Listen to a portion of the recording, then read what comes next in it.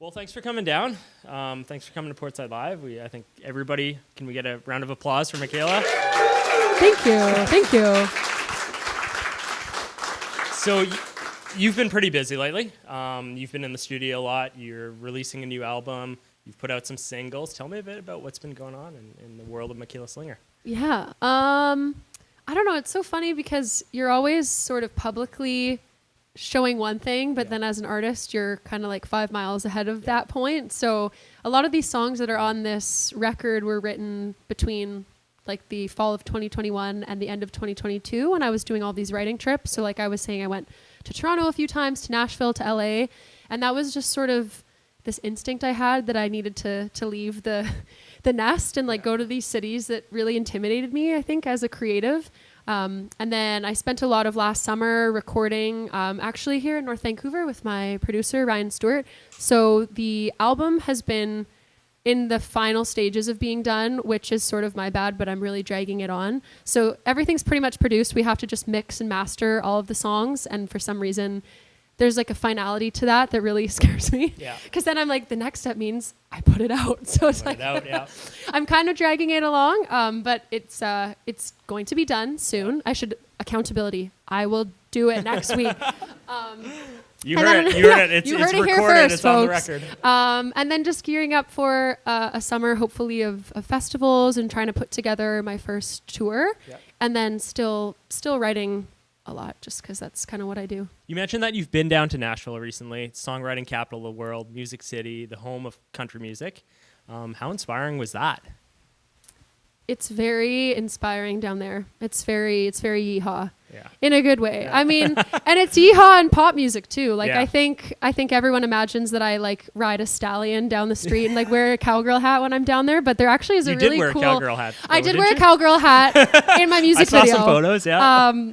Yeah, but and cowboy boots, white cowboy boots, and white cowboy boots. Little Shania Twain which style. Yeah. It was sad. A lot of the outfit from that music video, I had no space in my suitcases, so I couldn't bring home the pink fur jacket that's in the Little Pieces music video. But the boots did make it home. Right. And I will find a time to wear them again, just to like get coffee in East Van. I don't know. Nashville is really inspiring, and I think one of the things that I like so much about it is just that it's sort of normalized down there. If people ask you, what do you do? And you say, I'm a musician or I'm a songwriter, you don't kind of get the crickets that you do just in different places here because we're smaller and there's not the infrastructure. So it was really inspiring to be around a lot of people who are making a go of it and doing music full time and have leaned really into the songwriting and the artistry all at the same time. And I would just say something that's so cool about there is that they're really friendly. Right. And it feels like one of those talent ecosystems where it's like if you win, I win and vice versa. And everybody is really willing to put your name in the hat and to try to come up together. So, you know, bands and musicians going down to Nashville to just spend some time down there, be on the circuit and hone their skills and really form tight as a band, right? Kind of like what the Beatles did in Hamburg, Germany, I think it was, right? So don't test me on music history. That stuff always stresses me out so much. I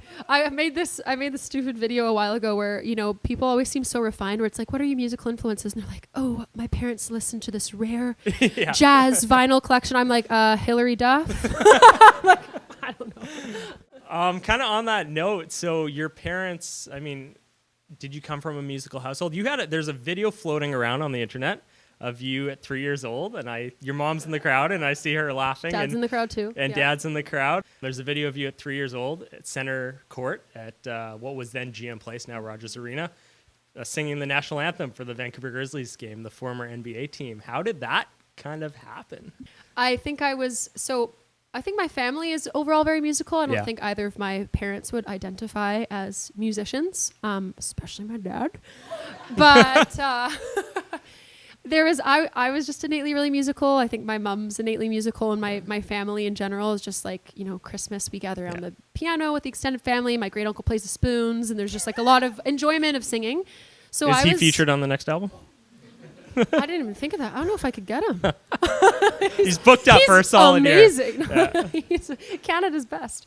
So I don't know. I was just kind of singing forever, and probably to the annoyance of my parents, just like talking and singing and humming constantly. And so I think my mom was on the phone with a friend, and he worked at GM Place or for the franchise. The details are Right. escaping me, but then could hear me in the background. And then it just sort of, I think it started as a joke, like, oh, does she want to sing the national anthem? And so I don't know if my parents' thought process was like, let's see what happens if it traumatizes her, then we don't have to put her into music stuff. And if she likes it, then it's a good like business case for putting her in stuff. So I think I liked it. I look kind of starstruck in the video, but that's because I'm 3 and I like didn't even have the ability to use language. I think even like you see the Vancouver Grizzlies and they're a little starstruck too. Yeah. Well, I don't know. You know how some memories you think it's a real memory, but it's actually a memory because you've watched a video of it. So I don't know if this is a real memory or not, but in my brain, I remember like walking out to center court for sound check and walking underneath the legs of the players. Like just looking up, like to me, they were, to me, they were trees. Like, they were so tall. Yeah. But yeah, I had a good experience with that. And then from there, it was like musical theater and singing lessons and piano lessons and little singing shows whenever I could. If the offer or opportunity ever came up again to return to center court or center ice at Rogers Arena, would you take that offer up? I would consider the offer. We should put out a request to the Canucks to have Michaela Slinger return to the ice 30 years later. The anthem revival. Or I guess that'd be 27 years later if you're... 27 years later. How old do you think I am? Well, I know you're 26 because of Little but Pieces. I was 3. About 23 years later. 23 years. I guess if it happened in like 4 years. Right. So I was like, am I 30? Time flies. It's those LA years, which those LA years they just fly I want to ask you about by. because the first line of your song, Little Pieces, you say, I'm 26 now, and that's... So in LA years, in I'm 50. LA years, that's 50. Tell me a bit about that lyric, because that was the inspiration that kind of led to the rest of the song, right? Yeah, I was in LA for a writing trip, and it was just the first time that I realized, just talking to people, that like people lie about their age. Like they really do. And I just thought that was sort of funny. And I do totally understand the pressure as an artist and as a songwriter. I think it's a unique experience as a woman to feel like your age is this like constant boulder you're carrying on your shoulder, and that when you turn like 30 or 35, you're just going to shrivel up into dust. That's kind of what the like narrative wants us to believe. So I just thought it was kind of funny because as I'm getting into the later half of my 20s, when you're young, I think I thought 25 was ancient and that I would just have everything so dialed in my life. Yeah. And here I am, I'm like, I'm not really dialed at all. So I wrote down kind of a play on dog years, like I'm 26 now, so in LA years I'm 50. Right. And then my producer Ryan and I, we actually thought we were done making the album. And then we'd been writing some songs, and every time we wrote together, it was just going really well. And we'd been talking throughout the process of recording the album about sort of aging and like the shifting of priorities, because he's a father and he's married and he's kind of on the other side of this life transition that I'm like looking ahead to, as though I have to climb the summit. Yeah. So we kind of wanted to talk about that, and I had this line on my phone, and it was one of those things I was like, is this so niche and random? Yeah. And usually when you have that thought, it ends up being a cool thing. Yeah. So I showed it to him and he was like, that's amazing. We got to lead with that. Yeah, yeah. So it's kind of nice. Sometimes you just put your best foot forward, and that's the first line of the song. And from there, I think it all came together really organically. You know, you're kind of catching some wind in your sails. You're making some headway. What advice would you give to an emerging artist that is just breaking onto the scene and wants to kind of pursue this as a career? I think I was really fortunate that I met great people really early on who, again, like that everyone coming up together kind of mentality. So I went to a conference, the first music conference I ever went to back when I didn't know how anything worked. I'd never known a producer. I didn't know that you couldn't just upload a song onto Spotify. And I met a mentor who ended up being really formative for me and kind of brought me into what is now my like label situation. And she like helped me co-write for the first time. So I think that illuminates what I would say is the most important, which it really is relationships. Yep. And I know people say that, and I think it always kind of ends up being interpreted as like you've got to chase those sort of like gatekeeper relationships with labels or managers or agents or whatnot. Yep. But I think in reality, what has always been so powerful and helpful for me is those like lateral relationships with other artists and musicians who love doing it and see something in you. Like those are the people who are going to host you on their couch for 11 days in LA, right? Which I have done. I'm trying to go back. I'm like, I can't ask her again. I'm like, that is such an overstaying my welcome. But those are the people who are going to like go to bat for you and make sure that you're looked after and just really believe in you. And they're not necessarily trying to get anything from that relationship beyond just the satisfaction of like helping and creating cool stuff. Tell me about who've been kind of your, like some of the people who've been inspirational in your life, and then also other artists and bands that you've just drawn on inspirationally from their music. If I were to kind of think about you, I think you're kind of like a mix between Joni Mitchell and Maggie Rogers. That's kind of what I hear. If I were... I just blacked out from delight. But yeah, tell me a bit about it. Yeah. That's my North Star 1 and my North Star 2. So you nailed it for the most part. Yeah, I think I have influences who are kind of from that earlier, I mean, not to overly romanticize, but like that golden era of, you know, like the Laurel Canyon sort of era. I'm really drawn to that kind of music.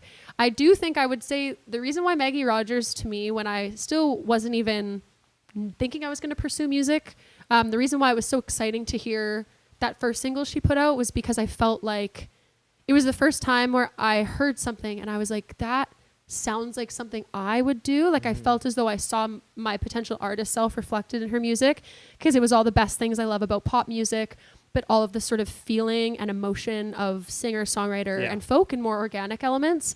So that's why she was so important, I think, for me just deciding to be an artist. And then my friend and I think this was right when I quit my job. I don't know. It's all a blur. But Maggie Rogers was doing an early tour and she wasn't coming to Canada. So it was one of those sort of, I can't swear. Can I? You can swear. It was one of those like funny little bleep. It was one of those moments in my life where I was like, okay, well, I really want to see her. We're inspired by her. My friend's an actor and a director and has directed a bunch of my music videos. So we flew to San Francisco for one night.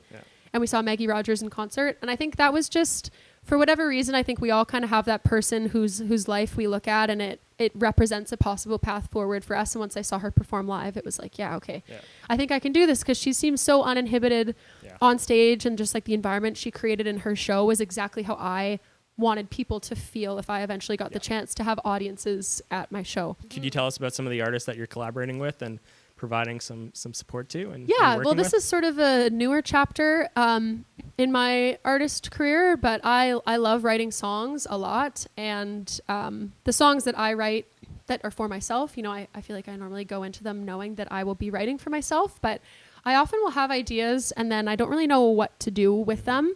And so it's been really enjoyable the past little while to be brought into a session as a songwriter for another artist. And I think initially I had a thought where it was sort of like selling yourself short in some way. I think people were like, oh, doesn't it pain you to give away your songs? It's like, but they're not my songs, right? Like, I think it's more as though you're almost a director, or you're writing a story kind of, because somebody else is telling you what their experience is, and then you are serving them in that moment. So there's nothing about me. It's actually really refreshing, because if I have ideas for my own stuff, you can just agonize over what the right thing is for so long. But if it's somebody else, I'm like, what about this?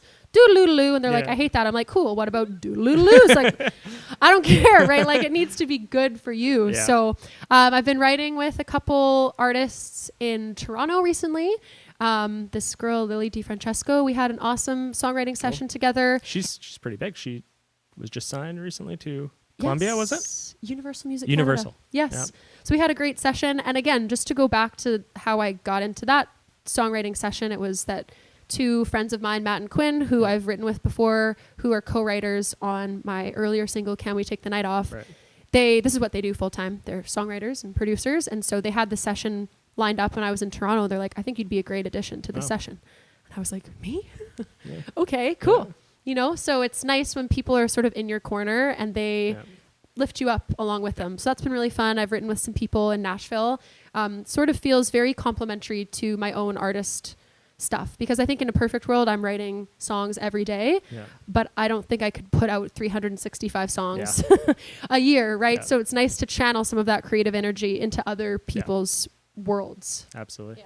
That's great. Well, the last question for today, if you had a dream venue that you could play at some point in your career, what dream venue would that be?